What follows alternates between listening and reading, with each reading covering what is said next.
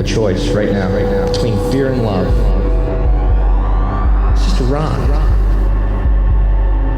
Out of the dark night of ignorance and into the shining light of truth. Expanding reality. A population of citizens capable of critical thinking. We don't see things as they are, we see them as we are. There's a level of reality where everything dissolves into an ocean of energy. We empower our experience by insisting on our authenticity. That's very profound. Very. Expanding. Reality!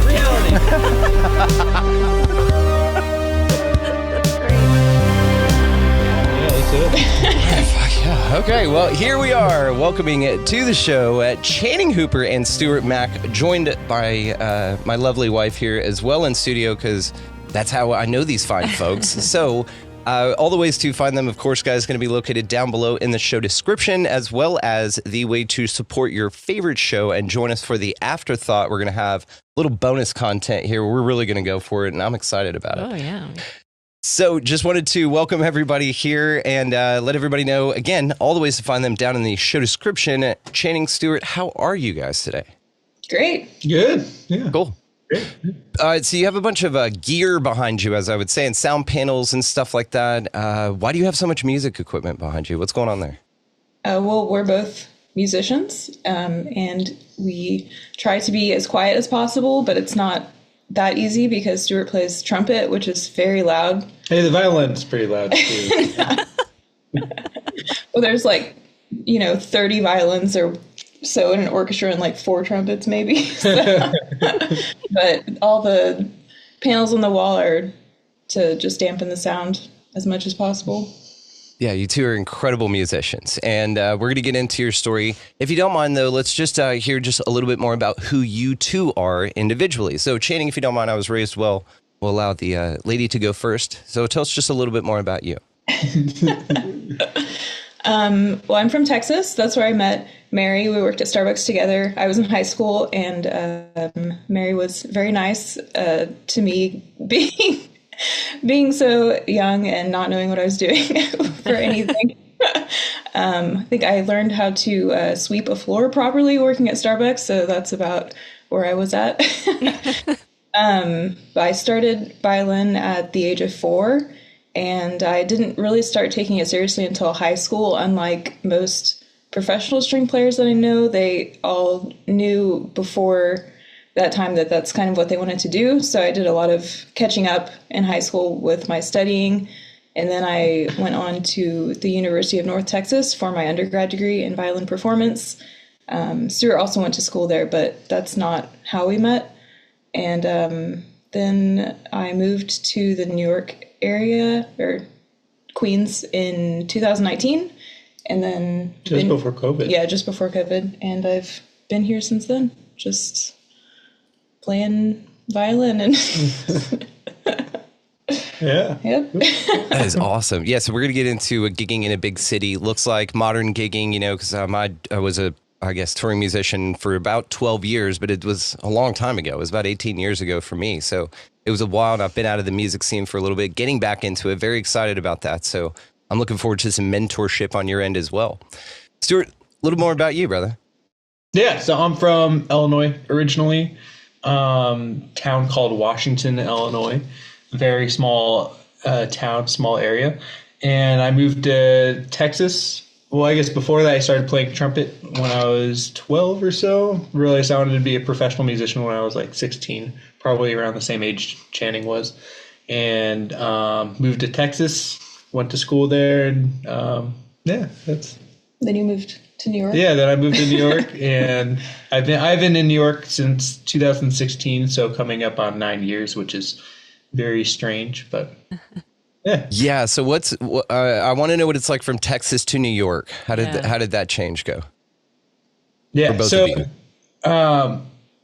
For Channing, I feel like it was terrible timing because she moved, she was starting to place a lot of gigs and everything, and she was getting a lot of traction, and then what was it, like 4 months later, then everything shut down. Yeah.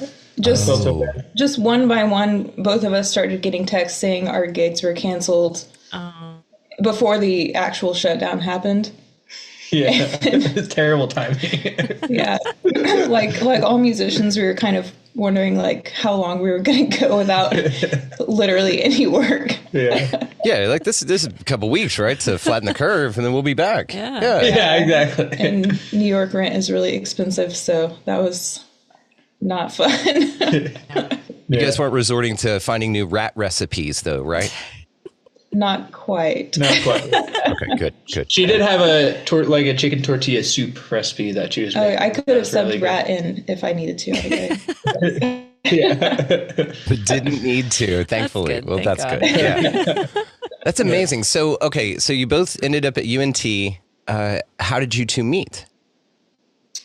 We met because I was playing a gig, and Stuart was also playing the gig, but he was only playing 3 songs of it, and he was the trumpet soloist. And I was like, oh, he sounds really good. So I started following him on Instagram, and then a year later, he had moved to New York, and I was still in Texas, but he started posting stories from Haiti. He was there with a Haitian band.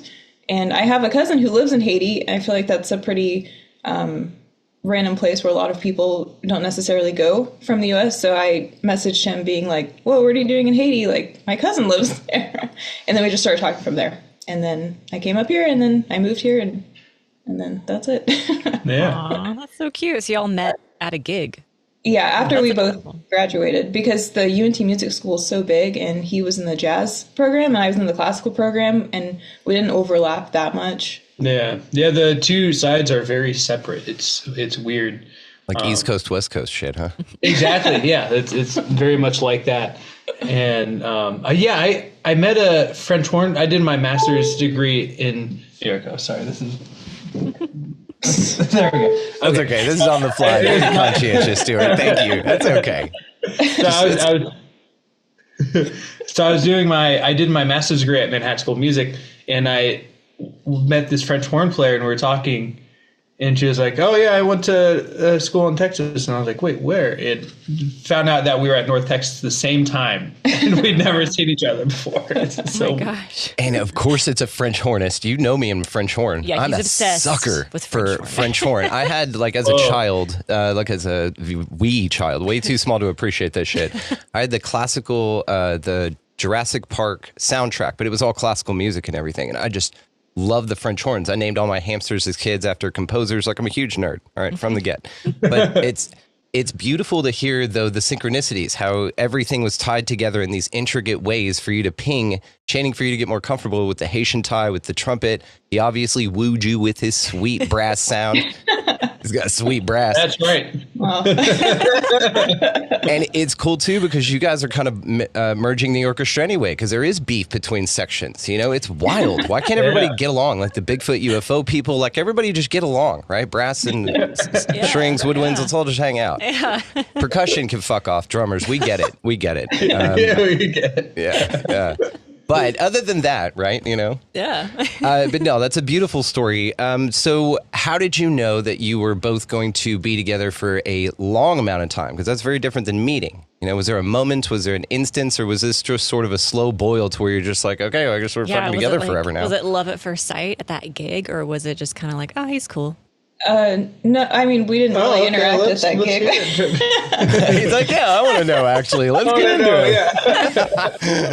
it. No, I think after we just started talking, we just got along really well and had no issues, and everything. Always a was good sign. I love it. She's No like, it just issues. wasn't shitty. It just didn't suck that much, so we just kind of kept it going. Hey, that's a big deal. That's a big deal. No issues is a great thing. Well, I like the simplicity in the metric, Oh, for because I sure. think a lot of people have ridiculous standards that then get obviously overwhelmed by impossibility. You were just like, doesn't suck. What? How great. That's amazing. Well, I it's probably a little better than just doesn't suck. Of course. Well, that's what I'm saying. But your baseline, cherry on top of everything else. Exactly. He's a handsome fella. Yeah. plus doesn't suck. Right, You know, I yeah. mean, it's all Yeah. right. Everything like- comma is a bonus. Win-win, you know? All of it. Do you guys have like little trumpet sounds that play throughout your house whenever, do you sub those out for little notifications or doorbells or anything like that, or a little string concerto, a riff or That anything? sounds terrible. I think I hear that trumpet already. Maybe a French horn, you sub it out for something else, you know? Jennings like, I'm tired It's of like, the trumpet. no, we don't. It's just Yeah, I'm regular tired of ringtones. the trumpet. Yeah. Yeah, well, I had a kind of an awkward run in the lobby. I was talking to the our doorman, and he was like, "Oh yeah, and this is such and such. He's actually your lower neighbor." I was We've like, been here for 3 years and we've never met this person. Yeah. Sort of on purpose. Well, not I mean, we didn't like seek them out, but you know, and they've never like left us notes about noise or anything. So Yeah. we just like hoped we were okay. yeah. And But you guys aren't beginner musicians. It's not like you're learning Exactly. up there. You're, you know, and Stuart, we're going to get into the Grammy that you just won for your, and Channing, you guys have been gigging professionally for decades. So it's not like you're shit musicians. You know, I mean, people would probably be like, can we get the room next to him? Actually, this is Yeah. great. Well, the sounds of a musician performing are very different from a musician practicing. I know this. I totally get it. Even at a professional level. yeah, and I was just like, how's the trumpet? And he was like, I can tell you're getting better. That's great. Like, thank you. Thanks. You're carrying your Grammy around. Thanks, man. I appreciate it. Yeah, I'm just taking this out for a walk. Yeah. I'm getting better. Fuck Yeah. out of here. Yeah. That's great. Well, okay, so what is gigging like today? Because I'm curious about catch me up on the scene. You know, I was used to just kind of going around. There was availability in gigs, and I did find that bigger cities were a little bit easier to navigate because there's more availability. There's also a lot more, if you want to call it that, competition, Yeah. right? Now, I always saw that as an opportunity to gig with a new musician. And because like you guys, I did singer-songwriter acoustic stuff with that guitar back there. I wrote a bunch of music, but I had a cello player, violinist. We had an incredible guitar and percussionist. We had keys. We had all of that, but with, you know, acoustic, rock, folk, blues music, right? So I appreciate all of the nuances that can be brought with the different styles, but plus also being a self-taught musician, inviting theory musicians in was very interesting. So first of all, let's start there. What is gigging like today? What's it Especially like in getting New out York. there? Yeah. Yeah, me to start? You probably Sure. Okay. Well, okay, so when I was in school for music, the emphasis was mostly on getting ready for orchestra auditions and like just very classical music things, more serious music.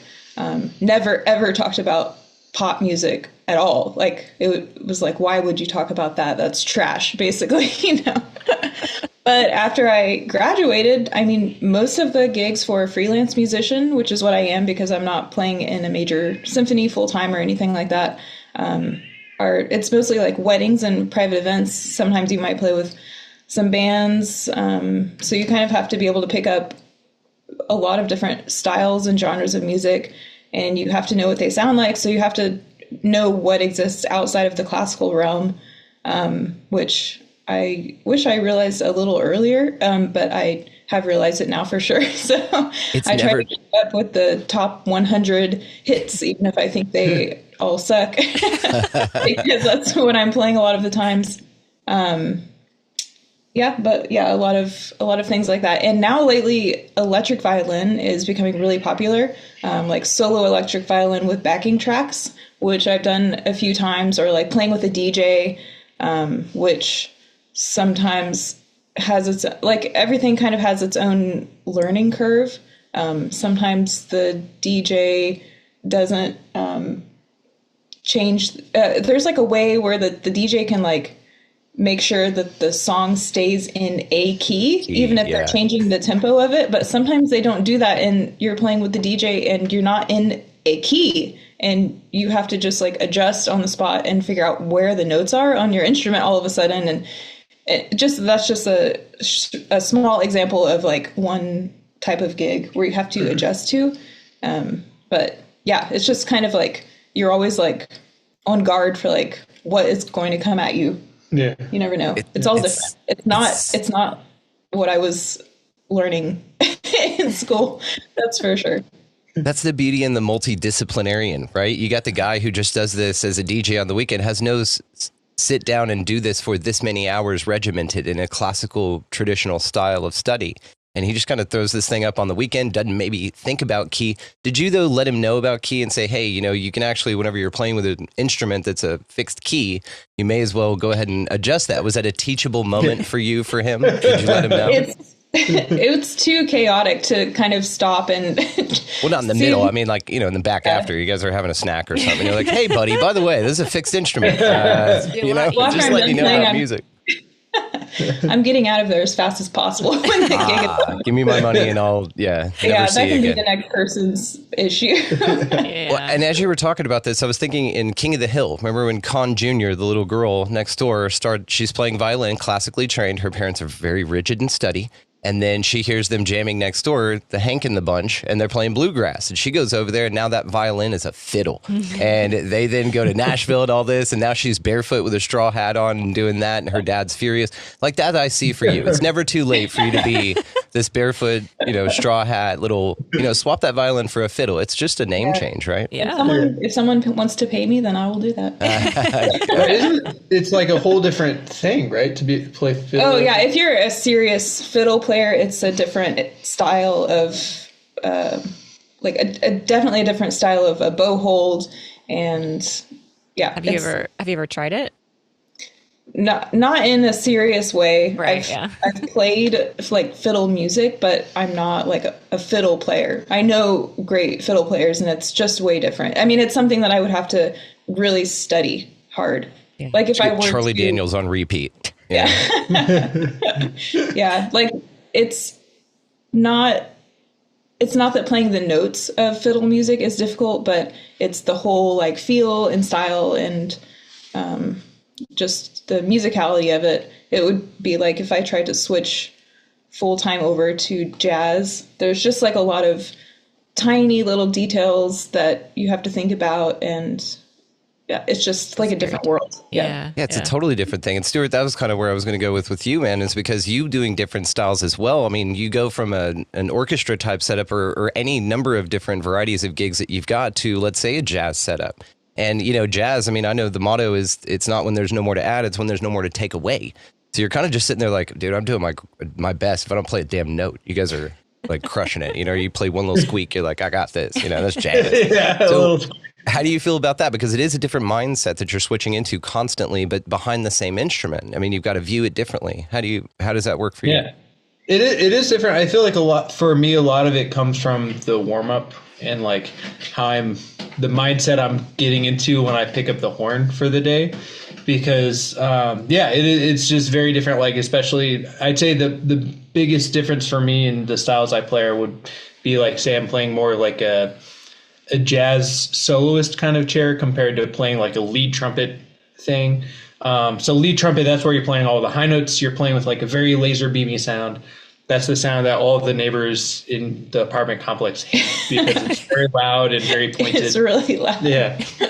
But, for like these gig situations, if you're playing with like 8 horn players, the lead trumpet, that's the lead voice and you need to cut through.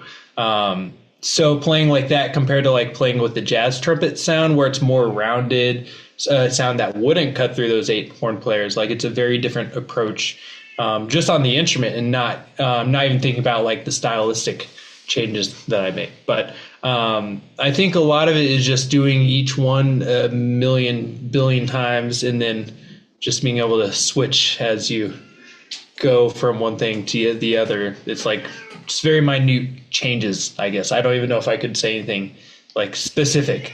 Well, it's so interesting because what you just described is what people have described on the show as a certain manifestation. This is a technique of all the sports greats, of you sit there and you visualize you walking through the motions, doing it, getting in the mindset of that person. Great car drivers do this. Remember in friggin' Cool Runnings, they're sitting there in the bathtub going through the turns, man. You're visualizing your process, right? You know every nuance about what you're embodying and you get into that character like a great actor or something. You're method trumpeting, and it's dope. Method trumpeting. Yeah. Very cool. Yeah. But the whole gigging thing is so interesting. Man, I'm sorry for my ignorance. I had no idea you were a touring musician. No, well, I don't talk about it much, man. And it was honestly, it's a chapter that closed for about 10 years that I'm just now picking back up. I just got this guitar behind my beautiful blushing bride here. This got sent to me, and it's a really cool story. I'll tell you in the afterthought. This isn't about me. But I just restrung the guitar. We did an open around the campfire thing the other night. I played like 5 songs live. I'm writing music again, which is huge. Awesome. And so it brought me back like a warm, and it's just awesome. So yes, yeah, it's really cool. And I'd love, to have you guys join, because we know musicians of all types from all over the world too. We do a Frequency Theorists, a monthly get together. We actually have it very soon here. I'll send you the link. And we all just get together from all over the world. And we're looking to do sort of an internet project where I'll send you guys some stuff with a click, and then you submit, your parts, and then we put something together as an arrangement and cite all of you and just do this for fun, right? So we're calling all musicians here, because I noticed in a lot of the interviews over the past 4 years of doing this, no matter what people were talking about, I'd see a guitar in the back, or I'd see, a harp or some shit. I'm like, what is that? Exactly. Yeah. Hidden amongst, all the other music shit. It's about all the other music stuff. And so I just noticed this theme, no matter who I was talking to, creativity, imagination, music was a big part of this. And so it's just something I'm like, yeah. And it's a huge part of me as well. Like I said, for a long time, I toured China, all over the US, and then came back to take care of my grandmother. And that's kind of what put the guitar in the case, was a family member needed me. And I came up here to take care of her when she got Alzheimer's. And then I met Mary after she passed, and I got a job. And so, just 10 years goes by, right?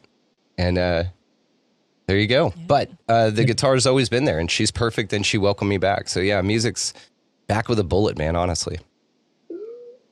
But it's super new, so no worries. Like when you were hanging out with us, when you guys came up here to the ranch, I wasn't playing. I didn't have a guitar out. Like it wasn't hanging on the wall at all. It was in a case in a closet, and we didn't speak about it. I'm pretty sure this room was our goat room. Yeah, this room was pink, and we were raising baby goats in it. Very different. That's when you guys came. Yeah. Very cool. Yeah. Well, one thing I find so interesting about the gigging musician thing is it's different for everyone. Like there's no universal thing of saying, oh, it's like this and this is what you can expect. Yeah. I know there's kind of general rules or whatever you can expect, but like the kinds of gigs people play, the money that people make from different gigs, like it's just there's a really big spectrum. Yeah, because I'm used to the $200 bar gigs, and I had to play half of them covers to get that. So what is your experience? You're like, yeah, exactly. Yeah. And so for me, my thing is I really love playing more like jazz artistic music, playing at jazz clubs and things like that. But the reality is like most of those gigs pay like $100 in New York City. So obviously that's not enough money to live off of. So there are many absolutely incredible jazz musicians here who do that, play gigs like that every night of the week. And they live with roommates and they live that kind of lifestyle, and they're very happy doing it. For me, I don't want to live like that. So I have other gigs that I'm doing a little more so than the artistic thing, just so I can make more money. And we have a fat cat to support. Yeah, we literally have a fat cat. She's been screaming at the door. We can hear her in the background. She's ready for her 5th dinner of the day, and it's like 9 a.m. right there, isn't it? Yeah. Oh my God. Yeah, we have one of those too. We have 3 of those, and one. Yeah, we get it. Well, it's interesting though, because you are able to passion and pivot, right? And we all kind of make considerations to do our art, and we're all used to working with a gun to our head and all that kind of stuff, right? In a perfect world, things would just be different, but that's not the world we live in. But what I think is still so beautiful and respect the shit out of is that you guys navigate this thing, and not only as independent artists, but also together. And it's just a really cool, beautiful, rare thing to see. So just to spotlight it here for everybody. Thank you. Yeah. Just keep going, So you're like, fuck yeah, we're crushing it. I know it. So have you guys do you two do anything together musically? I know you're very different and you've all said that, but have you bridged the gap? We've played maybe like 3 gigs together ever, 4 maybe. Yeah. See, that's interesting too. Yeah, they've all been times where sometimes touring bands will pick up local musicians to play with them. So it's been in those types of situations. where they just hire like a small orchestra to play behind them. But other than that, our gigs are very separate. Like for wedding gigs, I usually for weddings, a string quartet is hired to play ceremony and maybe the cocktail hour, but not that often. And then Stuart usually plays wedding gigs with the band that is doing the dinner and the dance set. So even at wedding gigs, our instruments are separate, like pretty separate most of the time. Yeah. So there's just not that much overlap. Plus, he does a lot of jazz stuff, and I don't do any jazz. And I don't really see that many violins in jazz either. They do exist, but they're not in big bands. Yeah. So, yeah, there's not that much. Maybe we should create our own little project. We could create a mariachi. There's Are we planting a seed? Yay! Yeah. Let me know if you need some guitar track. That'd be so cute. So cool. Yeah. Too do it. I don't speak any Spanish. That's okay. You can call it the mariachi and really just pronounce mariachi. it. Yeah, mariachi. Hello, everyone. Just bastardize the whole thing. Just go for it. Yeah. Very cool. And there's that Metalachi band. Have you ever heard of them? They do metal covers of like Metallica and stuff like this, but they're a mariachi band. Oh, I think I've heard something about. I've heard like a recording, but I didn't know they're called metal. Isn't that brilliant though? I love that. It's brilliant because you're talking catgut string, freaking nothing else matters. It's so cool. I was like, what? There's just some amazing integrations with music and stuff now. So what is one of your least favorite, if you have one, combos of music? Because I think Rapid Country have been doing stuff for a while. What do you guys think? It's kind of I'll ask it this way. In Jurassic Park, the guy says, just because you can, you didn't stop to think if you should, right? And there may be a little bit of that going on around here. Have you guys noticed any? I'm afraid to say my opinion on something in the sense of like it's just because I haven't like studied. You're allowed to appreciate the way you feel about something, knowing nothing else about it. We'll give you that consideration. Go ahead. Okay. Yeah. What are you gonna say? Well, I don't know. I'm just kind of thinking. Oh, okay. Yeah, I don't know. I'm just like. There's been some interesting blends. Like they'll take an old classic rock song, remix it with string quartet stuff. I do know. Go ahead. Okay. Yeah, I don't care who hears this, but. Oh shit! Here we go. The number one song on because I mentioned that I try to keep up with like the top 100 songs. The number one song was that new song by I think Shabuzi that was a remake of 50 Cent's In the Club, but it was like a country version. And I'm not hating on Shabuzi, but I just wish that they wouldn't like do remake. I don't know. It's like a classic song, from my high school time, and now it's in a country version. It just like this is a message to Shabuzi. Yeah, it's just direct. I'm not even saying that it's a bad song. Actually, I'm saying that I'm very surprised that it was the number one song. Like, there's more creative songs out there that should be the number one song. Oh, for sure. This is. Jenny, you're going to get me into a deep rabbit hole here about the regurgitated content. We've been seeing it in music. We've been seeing it in all things, but we feel that it's a deeper reason to motivate us real creators in the realm to actually create. This is why I pay zero attention to it. It's a list of 100 songs I will intentionally avoid, honestly, because they've got a metric on it. And like I said, with Frequency Theorist, one of the cool elements to that is we do have a Spotify playlist going, and every single participant who's mostly musicians, it's like 90% musicians, but it's not a requirement because we're not isolating, right? Frequency means everything. So we do have a playlist that every single person that comes on, we sit there like for sometimes 2.5, 3 hours after the show's recorded, and we play music and we swap stuff because that's what it's really about. It's about the community of musicians that loves music. And one of the coolest things is finding new music and not discovering in a list of songs that I look at that list and think all of it smells like Axe body spray and I just want nothing to do with it. And I because it's all bought, it's Lushi, there's a lot of things in that. Now I'm going to pull up some things as far as some weird shit going on with music and what they're doing with it with the kids in live performances and things like this with people like waves of energy going over crowds and knocking them over. Have you seen stuff like this? Or the Travis Scott concerts where people were dying and demons flying through the crowd? No. Wait, what was this? Oh, yeah. There's like a Lana Del Rey concert. The Lana Del Rey in Or was Mexico. it Lana, or was it Taylor Swift or something? It was Lana Del Rey in Mexico. Yeah, I'm going to pull that up. Yeah. So we're going to Just pull like this up weird as videos stuff in the happening. afterthought, and Yeah. we'll talk about some stuff like that. This is what the afterthought's for, is fucking shit like that where you guys are going to go, what the hell? Yeah. Okay. Okay. Just noting it here. All right. Where was I on this? We were going on something. Talking about music today. You're like amazing. Top 100. So yeah, so we share a playlist. So we all get to add new music to this, and we're finding new music constantly. But what I also find is it's a lot of people like the old shit. You know, we're into classic stuff. I've got a whole funky woo-woo playlist that's just all funk. And I'm a sucker for funk. Like all that real big band instrument, but with some groove and with some attitude, you know? So this is the other question I've got for you guys with this and modern music and all of this. It seems that there's tons of freedom and self-expression and self-writing music and things like this, but you guys play with sheets of music in front of you often. How do you feel it compares playing something that you're scripted to play versus something you improv or get to decide on your own? I'm not a great improver, so I prefer having sheet music in front of me. I mean, it's something that I would like to get better at, and I have had to do more over the past few years. I'd rather have the music in front of me.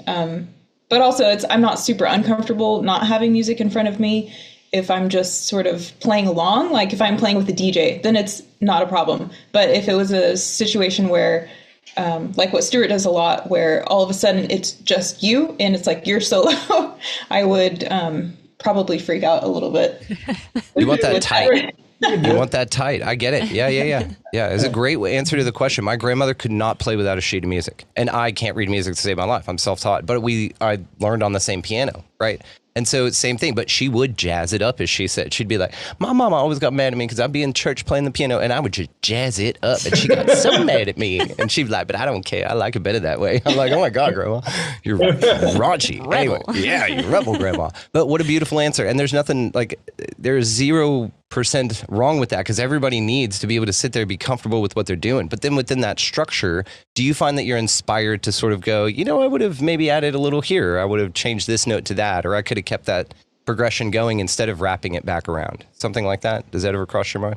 Well, with having the music in front of you, it doesn't mean that you're going to play it in the same way musically every time. But I mean, I wouldn't change notes or rhythms to a piece that a composer has written that I'm performing.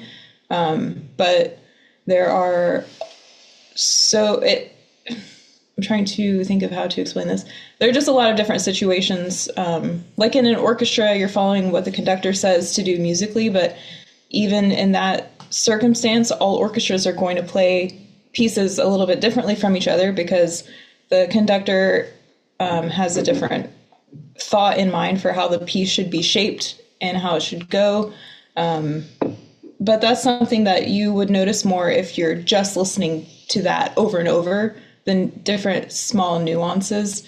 If I'm playing like in a wedding quartet and I'm reading sheet music, and it's usually like pop stuff, but the classical stuff too, everyone plays it a little bit differently, even though it's the same music and the same notes and the same rhythm and the same dynamics written.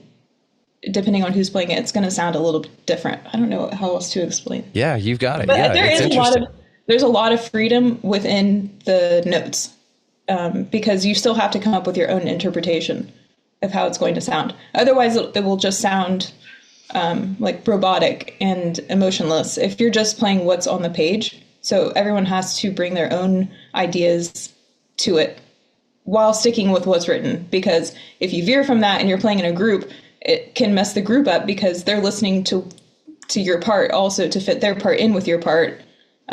So it's a lot of like weaving in and out, listening to each other.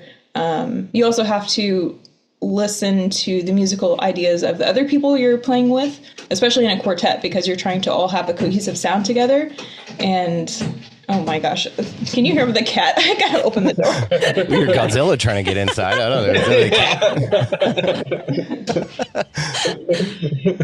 cat. Yeah, he's welcome to join. Yeah. This is a pet-friendly show, by the way. If you want him to Yeah, join, you turn the piano on her. behind you and let him walk on it as we're hanging out. She would sabotage this whole show. Yeah, I separated her even more. She can scream, but we won't hear. Yeah. You're in the trumpet closet. Yeah. Yeah, exactly. Soundproofed.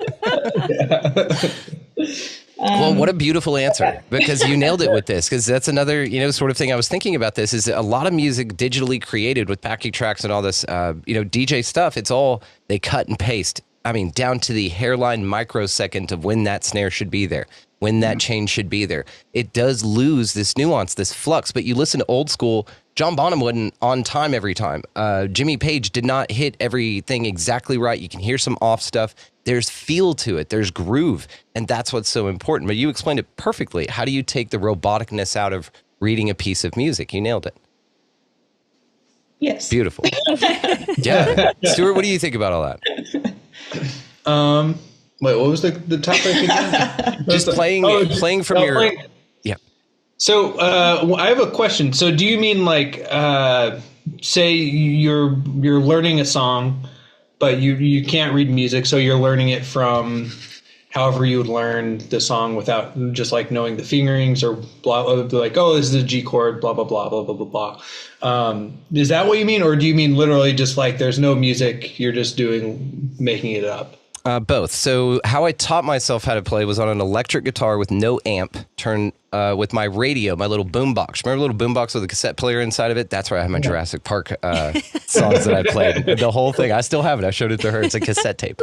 So I would take this, and my parents didn't like the kind of music I liked, right? Good music. And so the very Christian upbringing. So I would take my little boombox, plug it into the closest socket to the closet, run it inside the closet, turn it down as low as I could with my electric guitar. I kept it in tune all the time because I knew that was important. If it sounded like it did on the radio, then I had a better shot at figuring it out. And what I would do is I would hear a song, I would drop everything I was doing, coloring or some shit, run in my closet, shut the door, and figure it out as fast as I could, listen to what I heard and emulate it. And that's how I taught myself. And so through that, I created a very, stylistic, specialized style. It's my style, right? And so therefore the kind of music I write is all also based on considerations I made while attempting to do what other people did when they were playing music. So I didn't watch people and do it. It was on my ear that trained me how to play. And then I just started writing my own music. That's awesome. And that's actually very similar to a jazz musician's upbringing too. So jazz music is very aural. And so basically the best way to learn that music is, say, like Miles Davis plays a solo, then to literally transcribe it. And I prefer transcribing it where you don't write any of the notes down. You're just learning the solo note by note, being able to play it on your horn. So there's no music or anything. You just have your eyes closed and you're like trying to sound as close to Miles as you can.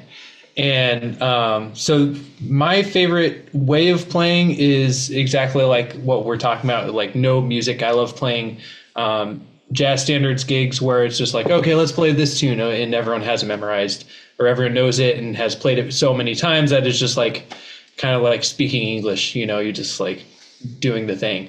And when you're playing in situations like that, and also where it's like a more improvisatory thing where it's like you can add things here and there and everyone's listening to each other, you can go to some really, really cool places that you wouldn't be able to go to if it were all scripted out. So yeah, no, I mean, of course there's a lot of merit to like when there's so many things orchestrated. What is that word? Orchestrated? Orchestral? Orchestrated out. Yeah. Like, but I just really like when it's all kind of on the go, feels like a more like just following your ear and also how you feel in that moment. You can just let that guide you. Yeah. Nailed That's it. Cool. Absolutely nailed it. Yes. And this is what writing music's all about. I felt like shit, so I wrote a song that made me feel better about feeling like shit.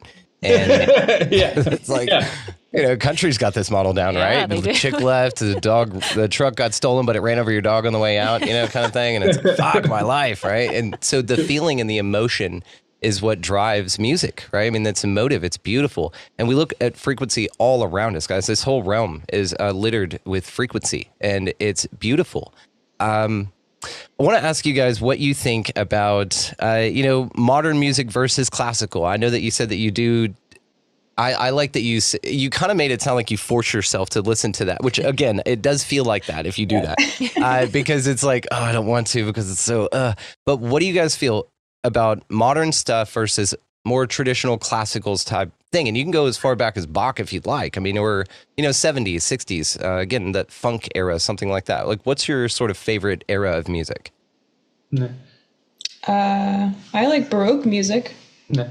So I kind of want to go on a little rant here because get it. I feel like we are living in a crazy golden era of music, but a lot of us don't realize it because the artists that, I mean, kind of generalizing here, but a lot of the artists that are getting like the number one spot are, it's more about making money than it is about music. But there are so many incredible artists out there making incredible music. Yeah. And I feel like,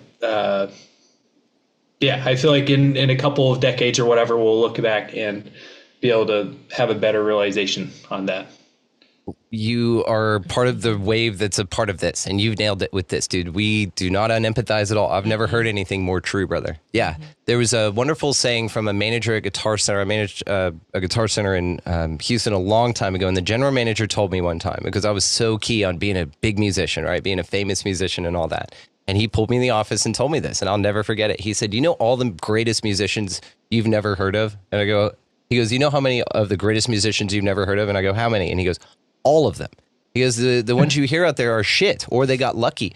They sucked the right dick, or they got a picture with somebody that they could get incriminated over, and so they owe somebody. But like the story he wove about the industry, I was just like, what the fuck? But then if you really think about it, in these bars for $200 or for $100 a night, that's where you find this shit. And that's where you'd find your Stevie Ray Vaughns and things like this, man. And those with the people out there in the emotion, in the swell of it. So yeah, man, it takes a lot of heart, and it bastardizes things when you get it to an 808 and everything's to this straight click and nothing is humanized. And even the vocals now processed to shit to where all of it sounds robotic and formulaic. It's mind numbing and it's soul sucking. And I don't disagree with you, Stuart. Yeah. And it's going away, Bubba. Yeah. Another thing too, that's interesting is like, for a lot of like the top 100 songs, like, when they write a song like that, usually it'll be with like a panel of 12 people where it's all about GPT. It's like, what is going to sell the most? It's not even about like what is pure, genuine music. It's more about like, how do we get 10 billion listeners to check out the song, And so at what point is it like now you're just making music for money and it has nothing to do with actual and also they're making music like for TikTok too. Like when they make pop songs now, they want to make something that's for people with really, really short attention spans. Exactly. Music kind of like repeats a lot and goes fast and has like one hook that can be used on TikTok. Yep. That's all that's focused on now, it feels like.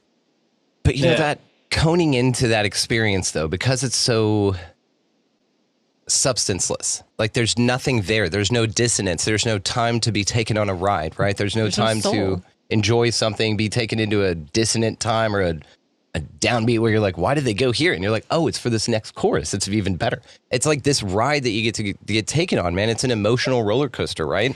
And so it's important not to miss that nuance and just do a hook, clickbaity, quick, repetitive thing. Remember there was something that we saw on an Instagram post, and it was talking about how much music changed in a key. Yes. And how that is like vastly dropped. Like people don't change keys, and how like that brings so much to music. Yep. And now they're not doing that anymore. It's literally about the hook. It's literally just about putting out shit music. They did this with color tones as well. They've been muting color tones in reality to kind of blur us all back to this. It's really interesting when you see this dulling, this literal dimming and dulling of light around here. But again, I think this is on purpose. This is the mud in which the lotus flowers grow out of, right? I think we are here to create this next wave of whatever. And that's why we look around and see all of it's shit. We're not here to bow down to it anymore. We're here to go, hey, that's shit. I made this. If you like this, you could listen to it too. Because like you said, Stuart, it's never been a cooler time because we can track this in our house right now with Pro Tools or Ableton or whatever, and I've got the same, industry standard as anybody else out there. You just got to get in front of people. Yeah. It's a very uncompetitive time, I feel, really, because all the competition sucks ass. So it's it's like, what do you like, the douche or the shit sandwich? Which one do you want? And they're like, what's Stuart doing these days? I'm like, there you go. Now we're talking. Well, so I kind of want to argue with you on that one, because I feel like there's so many bands out there who are doing the thing, who are incredible, who like maybe everyone in this on this call hasn't heard of, but they're doing the thing, and I think about just think about like Austin, Texas, like all of the amazing musicians and bands coming out of there, or like New York, all of the different things that are happening here. Thinking about bands like do you know Hiatus Coyote? No, but they're getting written down. See, this is what I love, is finding new music. Yes, and there's tons of music coming up right now, but it's not Taylor Swift. Yeah, so they're like they've been around for maybe, or I guess I've known about them for like 12 years, and they're just like, what genre would you say Hiatus Coyotes? Like rock fusion? I don't even know how to describe the. I don't know. I just say indie when I don't know. Okay, yeah. So basically a band where it's like really fresh, incredible music that still has a lot of strong roots in like R&B. But I mean, they're like well known, but not like Taylor Swift well known, And I think of bands like that are just like blowing my mind with just being so creative with everything they're doing, but they're not like mainstream. I just feel like there's so many bands like that are really pushing the music forward in a positive way, but a lot of us just aren't aware of that. Dude, you nailed it. The openers of the big acts are the ones that I'm talking about. This is the thing. This is that new wave. When you go and you prefer an opener to the fucking headlining thing that you paid way too much money to come see, that's awesome. That's what I'm talking about. Because you have like your peripheries, or, I mean, God, so many bands. And when I was back in Houston, I used to listen to the underground hip hop scene out there, and it was just incredible, man. Like there's some incredible music right there boiling under the surface. And that's what I love about it. It's right there. It's accessible. Porcupine Tree is another one of these. Amazing bands. Have you ever heard of them? Wait, who's this? Porcupine Tree out of the UK. No, I've never heard of them. I am going to send you some stuff, dude. We're going to do some music swap. I will. Really good. I love it. And I completely agree with your sentiment, my friend. Awesome. Okay, Channing, I want to know if you have discovered yet that the entire orchestra is out of key except for you. If that would happen, then no, that wouldn't happen. I asked because you play a fretless instrument and you have the ability to find actual pitch and nuance. And in between frets on a guitar, for instance, there are about 12 intervals at least that are in between all of that. Now, fretless instruments like celloists and violinists, upright bass players, things like this, I had a guy named James Sanger, and he is a real famous producer in the UK. He worked with Phil Collins and all kinds of people. He said that because he developed something, or he was adamant in discovering something called the Lucy scale, which we'll also talk about in the back end because that's just cool as shit. Yeah. And he has the first left-handed Lucy scale guitar ever created, which is also fascinating because the frets are different. There's 25 frets and they're closer in some. The intervals are at different ratios. So it gives this like really interesting sound. And what's fascinating too is he worked on whale communication and animal songs, and he found that all animal communication is in this Lucy scale. So my question is he mentioned on there that violinists, cellists, and fretless stringed instruments, such as yourself, complain about the orchestra being out of tune because you have perfect intonation on there. So have you discovered this? I think that this is more of a problem maybe for people who have perfect pitch, and I do not have perfect pitch. I have relative pitch, which is just when you can hear the pitches, but you're not hearing a pitch and you're like tweaking it in your own brain to fit the exact like 440A or something like that. So pianos are like well tempered, so they're not all exactly like to the cent on the note. And I have heard that can be annoying for people with perfect pitch, like string players who are trying to match a piano. They'll have to play through a little bit. But when you're getting like to that level, like if you have perfect pitch, you can still adjust, but you can tell that you're adjusting. And if you don't have perfect pitch like me, I'm just either assuming that I'm out of tune all the time and I'm wrong, or I'm just trying to adjust naturally from what I'm hearing.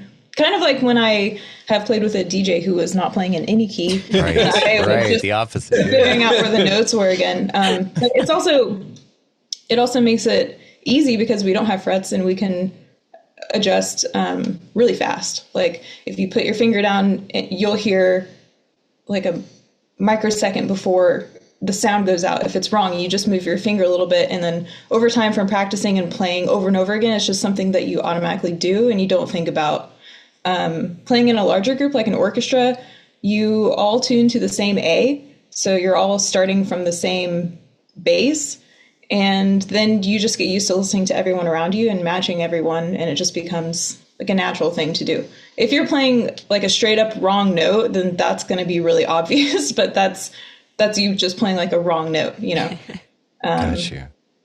It's a picky pitch. Okay, so someone with picky pitch is that way. I see. Very cool. One time I had a lesson in college that my lessons were supposed to be an hour, but this one was 2 hours long, just because it's up to your teacher how long your lessons are. So they can just hold you over if they want. Until you get it. Yep. Yeah, but this lesson I'll never forget because it was so intense. It was 2 hours. We were going over one line of an etude, which is like an exercise.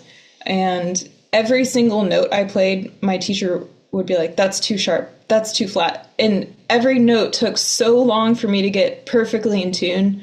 And it really made me pay really deep attention to intonation after that. She also had me just be silent for 30 seconds. And when the 30 seconds was up, she asked me to name every single sound that I heard. So I was like, I heard the air conditioning, I heard the clock ticking, I heard someone walk by in the hallway. And she was like, you missed one.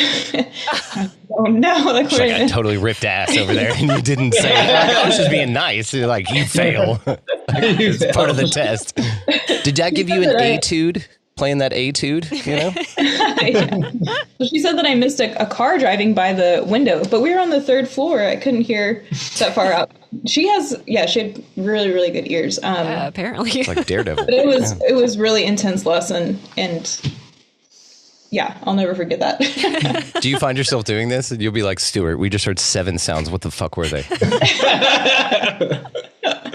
Well, now with the type of gigs that I play, I'm not as picky with my intonation, but I can be if I need to be. But it does take me a little bit to sort of lock into that. Like if I'm recording something and it needs to be really in tune, then I have to kind of access a different part of my brain and just like really laser focus on all of the sounds and the distance between the pitches and try to make sure that they're all as perfect as I can get them.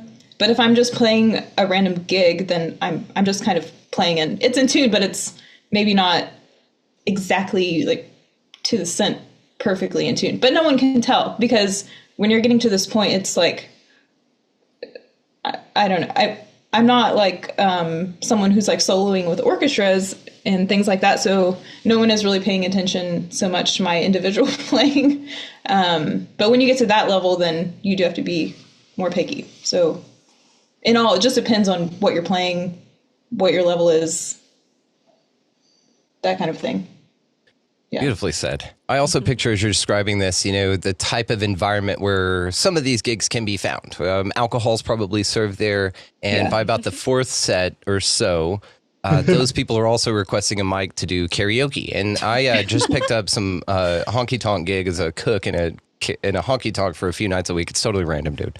But they do have karaoke night, and there's a lot of notes being hit by those people. Few of them are found in the song that they're attempting to. So to hear you describe music the way you do, and then you're sitting there playing to these dudes just like slamming Coors Lights in the corner going like, Freebird, you know, it's awesome. The reverence of music that we get to, you know, bring to people whenever you're playing. You're just shining your light wherever you go. And it's just really cool, conscientious practice that I just felt that you should here, because that was awesome. Way to go. Stuart, let's talk about your Grammy and then let's get to the afterthought, dude. What's that like? Do you eat little like popcorn out of it and stuff? Like, do you take it everywhere? Do you put it on your, do you mount it to the hood of your car?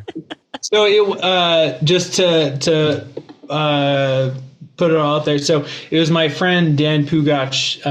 It was his big band record, and he's the one who won the Grammy for that album. I think it's cool to say I won a Grammy, but I think that technically everyone that played on it. That's right. You played a note. Yeah. Yeah. But I mean, the thing, so like the whole situation is, I like 2 years ago, I went to the studio, did the big band record. Like, I think it was either 1 or 2 days. And then I didn't do any more work for the record. You know, like all the work. Dan was the one who was really in the trenches with it. And also there's so much behind the scenes things that you have to do to like even get considered, you know, and then so many things to even like once after you've been nominated to win. So like the amount of work that I've put in is like 1/1000th the amount of work that Dan put in for the record. So I don't, to me, it would feel weird to be like, oh yeah, I won a Grammy for this record. Because I've just like, the amount of work I put into it was so minuscule compared to what him and his wife Nicole did. But the whole process, it's really cool. Like, seeing like, so Dan is this amazing drummer who lives out here, and he recorded on my debut album. But he's like it's just cool, like when you see someone who's extremely talented and also insanely hardworking go for something and make it happen. It's like really inspiring to see that and be like, wait, so I could go for that same thing too if I wanted. Yep. Yeah. But it was really fun being there though. Yeah, it was awesome. And I was talking to a couple of friends who were sidemen like me and who had won in that same category in previous years. And they were saying that the band leader just went to the Grammys with like the producer. So it was really cool of Dan to even like invite us and then also bring us on stage, because he could have very well been like, this is my own, you know, and it's just him on stage. But it's just the fact that he like brought everyone up on stage was so cool of him, basically. Yeah. They were up against really, really great musicians also. Yeah. So it was really, really exciting when they announced the win. Yeah. I think everyone was not super expecting it, since it was the first time that the big band had been up for it. But, yeah. That was the first big band award category ever? No. This was the first time this big band has been nominated. Yeah. But the other musicians were more like well known in the kind of established types. Yeah. Okay. Well, good. This is what we're talking about, Stuart. This is that bubble under the boop. Here we are. Hi. Remember, you don't know us yet, but now you do. I love it. And of course he brought you all on stage because it's classy, man. It shows that you worked with the right guy. Like, that's awesome. Yeah. And it was also like just the attending both of the ceremonies was so interesting too. And it kind of like, so they have two ceremonies. One is where they hand out maybe like 90% of the Grammy Awards, and that's the one that most people don't watch. And then they have and they have the one in the evening, and that's where like all the Beyoncés or Kendrick Lamar's are actually attending.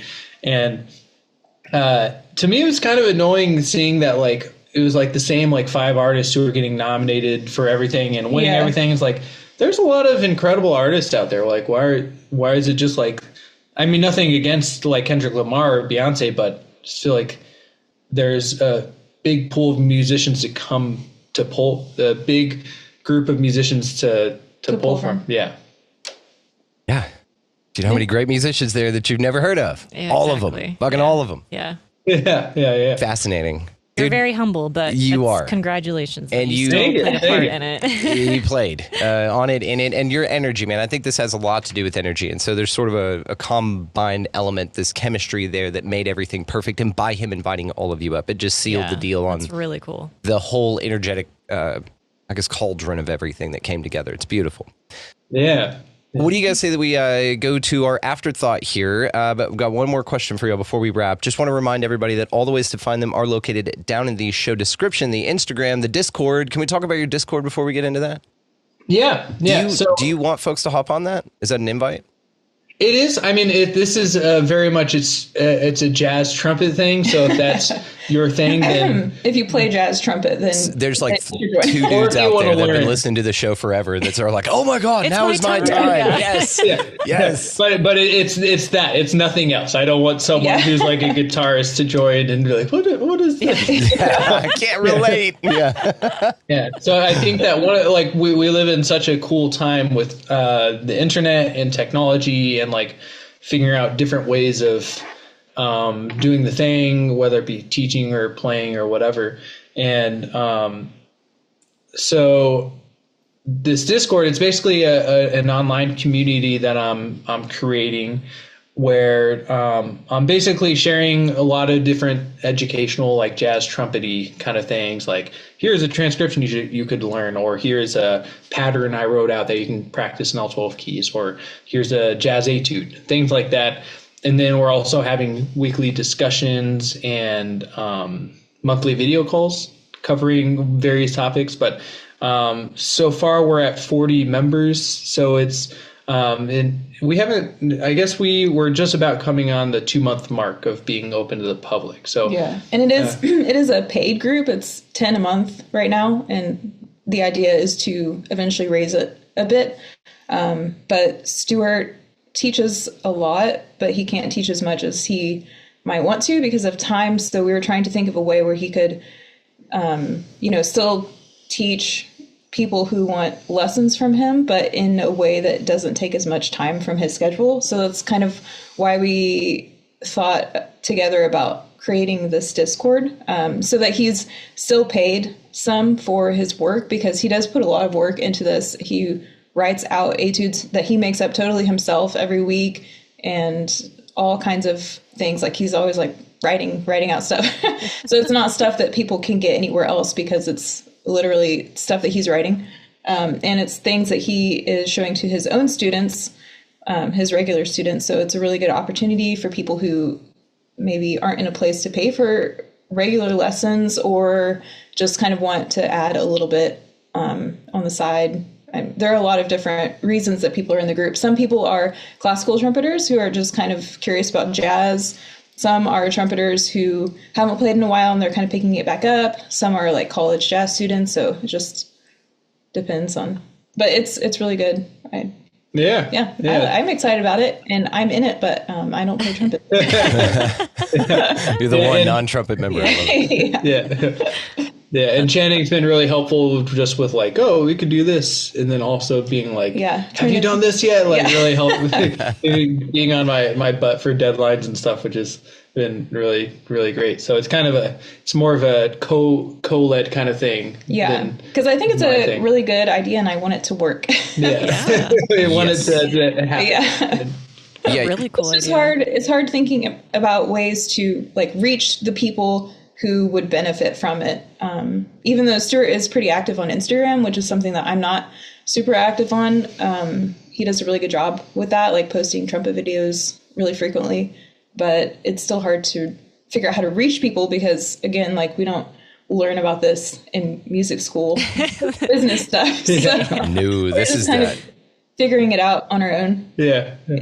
This is that thing they don't tell you when you start a podcast, that you also need to be a graphic designer to make thumbnales. And you're like, oh, okay, great. That's because I just wanted to talk to people on a mic. And they're like, yeah, you can do all this other shit too.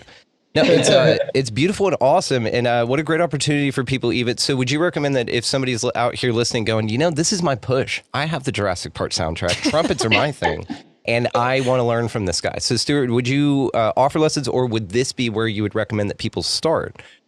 Yeah, this is where I would recommend that I start. My teaching schedule is full. So this is like for students who, So it's this more would of an be evergreen concept where they can come learn at their pace.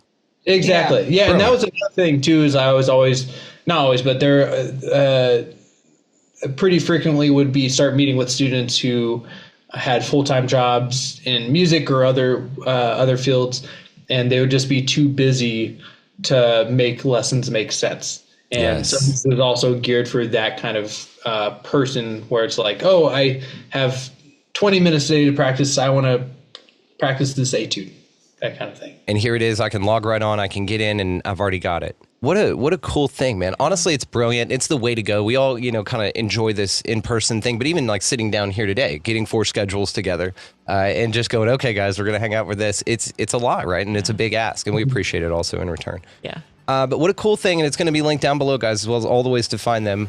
So before we get into our afterthought here, let's go ahead and ask. We just like to do this. You guys will get the last word on this. What gets y'all out of bed every single day and keeps you moving forward? Coffee. Yeah. I thought you were going to say your cat. So Yeah. Maybe if she's screaming loud enough. we have another hour to talk because I can talk about espresso. Dude, yes, we do. Yes, we went to Australia. That's all they have in Australia, by the way. They don't have percolators. Everything's espresso. Wow. You go through yeah, McDonald's, they're not making you're driving coffee. through the wrong side, you look inside, rows of like high dollar espresso machines. They just, that's all it is espresso. Yeah. Go to Australia, you'd love it. We'll go, come with us next time, dude. Anyway, so yes, we'll talk espresso in the afterthought. But other than that, we'll get you up. Any kind of motivating, like I play trumpet and it's pretty cool. I just really like making good coffee.